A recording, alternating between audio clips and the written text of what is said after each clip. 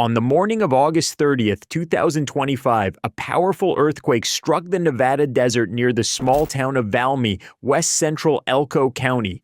The first reports pegged it at magnitude 5.3. That made it the strongest quake ever recorded in this immediate area in modern history, shattering the old record of magnitude 4.7 from 1962. Later, after more readings came in, the U.S. Geological Survey revised it down slightly to magnitude 4.7 to 4.8, but by then the message was clear. Something extraordinary had just happened in Nevada, and this was no one-off. Over just a few days, more than 20 separate tremors rattled the desert floor, most of them between magnitude 2.5 and 3.8. The biggest struck just before noon, shallow, only about 6 to 8 kilometers deep, making it widely felt. Shaking reports came in from as far away as Boise, Idaho, hundreds of miles away. This wasn't just an earthquake, this was a swarm, and it was happening in a place that had no mapped major fault line. The swarm began quietly. In the pre-dawn hours of August 30th, seismographs picked up a cluster of 7 small quakes. The largest at that time was only 3.5 around 12:28 a.m. Locals may have rolled over in bed and shrugged it off, but the earth wasn't finished. As daylight broke, the tremors grew stronger with multiple 3+ jolts leading up to the late morning quake that peaked at 5.3 on initial instruments. Seismologists note that revising quake magnitudes is normal. Automatic readings in the first minutes often overshoot. But revision doesn't take away the fact the ground beneath northern Nevada had unleashed the strongest shake in living memory for this area. And here's the unnerving part. These quakes didn't happen on any of Nevada's known faults. Instead, they came from a buried fracture that scientists hadn't mapped, a ghost fault. When most people think of earthquakes in the US, they think of California, the San Andreas Fault, the Bay Area, Los Angeles. But Nevada's no stranger to seismic activity. In fact, after California and Alaska, Nevada ranks 3rd in the nation for earthquake activity. That's because Nevada sits in the Basin and Range Province, a massive geologic region stretching across the western US. It's not stable, far from it. The crust here is literally being pulled apart. Imagine the continent slowly unzipping, with jagged mountain ranges as the teeth of the zipper and flat desert valleys between them. Every single year, the basin and range stretches wider by about 1 to 2 millimeters. That doesn't sound like much, but on a continental scale, it's enormous. Over millions of years, it has built entire mountain chains and carved wide basins. This constant stretching leaves the land riddled with faults, hundreds of them. Some are mapped, many are not, which is why the August swarm was so alarming. It happened where there shouldn't have been a quake at all, at least according to the maps. Now, earthquake swarms themselves aren't rare. Yellowstone, for example, logs thousands of tiny quakes a year, often clustered in swarms. But Nevada's late August swarm was different. For one, it was stronger. Instead of microquakes, the sequence included multiple jolts in the magnitude 3 to 4 range, capped by the 5-class main shock. Second, the pattern didn't look like a typical main shock and aftershocks. Normally, you get one big quake followed by smaller ones that taper off, but here the ground kept rumbling at similar magnitudes for hours, then days. Rather than winding down, it seemed to be recharging. One U.S. Geological Survey scientist put it simply, "This isn't behaving like a normal sequence." That's chilling language in seismology, a field where uncertainty is already the rule. Let's talk history. Nevada may not have California's fame when it comes to quakes, but it has produced monsters. The 1915 Pleasant Valley earthquake was a magnitude 7.1, ripping a scar across the desert floor. In some places, the ground shifted 6 feet in an instant. That quake was felt from San Francisco to Salt Lake City. Luckily, Nevada was sparsely populated at the time. Damage was limited mostly to ranches, but if a quake of that size struck today, it would tear through highways, power lines, and growing cities like Reno and Las Vegas. And that's what makes this current swarm so unnerving. It's happening in an area that had, until now, been considered relatively quiet. The largest quake locals remembered was from more than 60 years ago, that 4.7 in 1962. Now, suddenly, the ground has produced a sequence that matches or exceeds that event, and it's on a fault no one even knew existed. Think about the implications. Our seismic hazard maps, the tools engineers and city planners rely on to decide where to build, are based on known faults. Faults we can trace on the surface or identify through decades of fieldwork and satellite imaging. And yet, here we are, watching a hidden crack in the earth come alive. This isn't the first time either. Back in 2011, a 5.8 quake in Virginia shook the entire East Coast, cracking the Washington Monument. That quake, like Nevada's, happened on a fault no one had mapped clearly. It stunned people because the East Coast wasn't supposed to shake like that. But it did, and now Nevada has its own ghost fault writing a new chapter. Scientists are racing to understand what happened. They've deployed portable seismometers around Valmy. They're analyzing radar satellites for signs of the ground shifting. Early results suggest the swarm ruptured along a buried fault several kilometers long. But here's the scary part. They don't yet know how far it extends. If it's deeper or longer than expected, it could be capable of much larger quakes.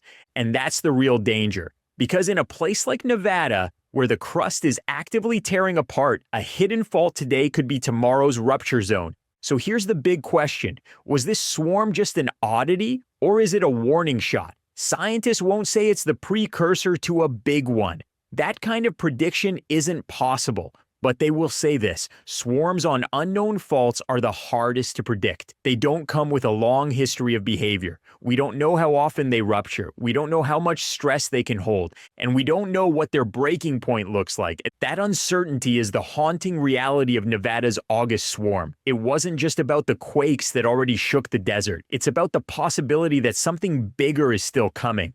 To really understand why Nevada is shaking, you need to see the bigger picture. This part of the continent, the Basin and Range Province, is one of the most geologically restless zones in North America.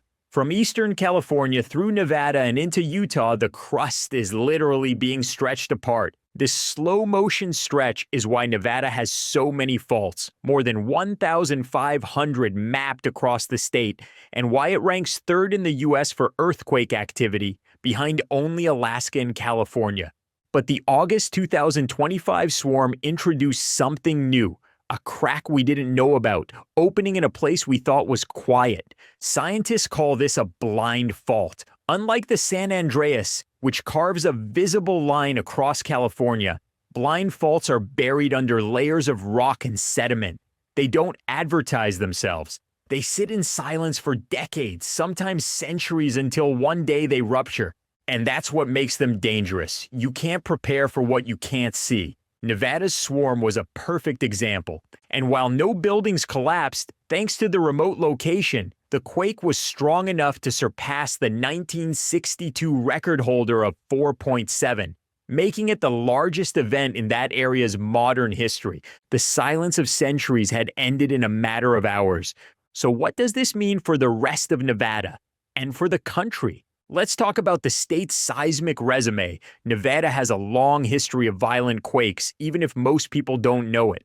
The 1915 Pleasant Valley earthquake, magnitude 7.1, tore a 35-mile-long rupture across the desert, shifting the ground up to 6 feet. In 1932, the Cedar Mountain quake struck at magnitude 7.2, one of the largest in U.S. history. And in 1954, the Fairview Peak and Dixie Valley doublet unleashed back-to-back 7.0-plus earthquakes that permanently altered the landscape. So while Nevada's deserts look empty and still, the ground beneath them has a violent memory. Today, though, Nevada is no longer empty. Reno has nearly 270,000 residents, Las Vegas over 640,000, and highways like I-80 run straight through the swarm region. A quake the size of Pleasant Valley today would be catastrophic, not just a scar in the desert, but a blow to the infrastructure that connects the West.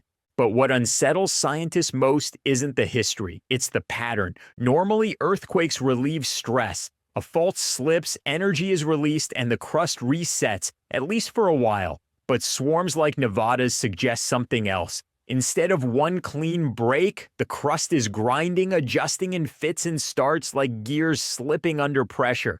And when a fault doesn't release all its built up stress, the fear is that it's storing it for something bigger. That's why the U.S. Geological Survey rushed to deploy extra seismometers around Valmy. They need to know if this swarm is tapering off or if it's just the beginning. Because if it's the beginning, Nevada may be staring at a precursor event, a warning shot from the Earth. The problem is, science can't give a definitive answer. Earthquakes are one of the last natural hazards we can't forecast with precision. Meteorologists can track a hurricane days in advance. Volcano observatories can often detect magma rising before an eruption. But earthquakes, we only know the odds. And the odds in Nevada are not comforting. The USGS puts the likelihood of a magnitude 6.5 or larger quake in Nevada within the next 50 years at more than 50%. That's basically a coin flip. For a magnitude 7 or larger, the chance is smaller but still significant. And remember, Nevada's risk isn't concentrated in one fault like California's San Andreas. It's spread across dozens of zones, many unmapped. That makes the threat diffuse, harder to prepare for, and more likely to catch us by surprise. Let's step even further back.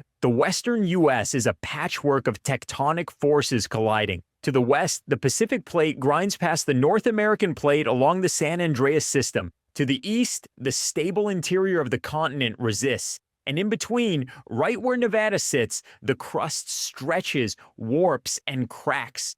Geologists describe it as a zone of weakness. Imagine a piece of glass under stress. It doesn't break at the strongest part. It shatters where it's thinnest, most fragile.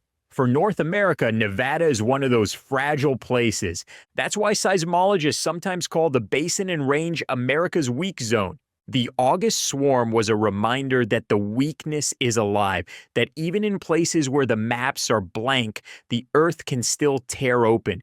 And it leaves us with an unsettling question. If one ghost fault can awaken out of nowhere, how many others are waiting?